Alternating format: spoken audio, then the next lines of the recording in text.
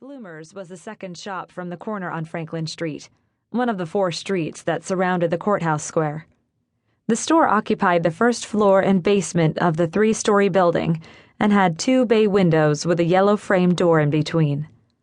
The left side of the shop housed our flowers, and the right side was our coffee and tea parlor, where customers sat in white wrought iron tables and watched the happenings on the square. The courthouse, built in 1896 from Indiana limestone, housed the county and circuit courts, plus all the government offices. Around the square were the typical assortment of family-owned shops, banks, law offices, and restaurants. 5 blocks east of the square marked the western edge of the campus of New Chapel University, a small private college where I would have graduated from law school if I wouldn't have flunked out. Because I had flunked out, I'd had to rethink my career plans to find something I could do successfully. It had been a very short list. Then I'd learned that the quaint little flower shop where I'd once worked part-time was for sale. A stroke of luck for me because I loved flowers and actually had a talent for growing things. So I used the rest of my grandfather's college trust as a down payment and had an instant career, which mollified my stunned parents. It also saved the owner, Lottie Dembowski, from bankruptcy caused by her husband's massive medical bills.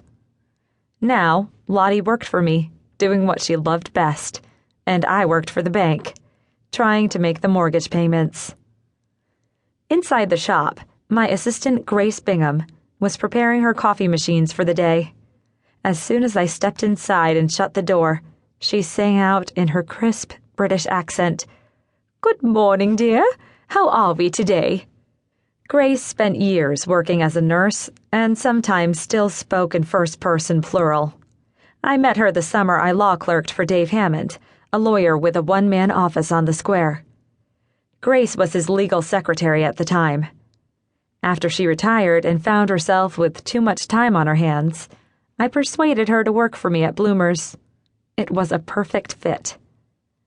"We are in a good mood," I called back. "The sun is shining, the temperature is just right, and it's Monday. The only way it could get better is if 20 orders came in overnight." I peered into the parlor. They didn't, did they? "No, dear, only 5. Grace handled as many tasks as I cared to load on her. Since she was an expert tea steeper, coffee brewer, and scone baker, her main job was to run the parlor. It was one of our many efforts to lure in more customers. We were in dire need of more customers, especially now that a gigantic floral and hobby shop had opened on the main highway. At that moment, Lottie came bustling through the curtain from the workroom in back, a bundle of white roses in her ample arms, her usual pink satin bow pinned into the short, brassy curls above her right ear. It was a daring look for a 45-year-old mother of a highly embarrassable 17-year-old boy. Even more daring, considering that she had 4 highly embarrassable 17-year-old boys.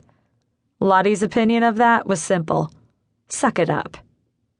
"Oh, good. You made it before Jillian did," she said to me as she stocked a container in the glass display cooler. The gray clouds were moving in. I almost expected to hear ominous music in the background. Jillian is coming? Now?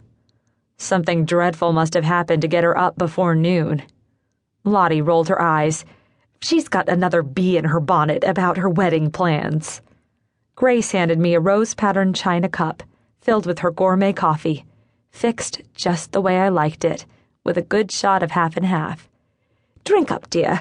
You'll need the fortification. You know how tiring your cousin can be." Grace phrased it so politely. My term would have been pain in the ass, which Jillian had been since she hit puberty and discovered that boys adored her. Jillian Knight was 25, tall, gorgeous, and 1 year younger than me. She was also the only other girl in the family, which was about all we had in common. My father was a retired cop. Jillian's was a stockbroker. My mother was a kindergarten teacher.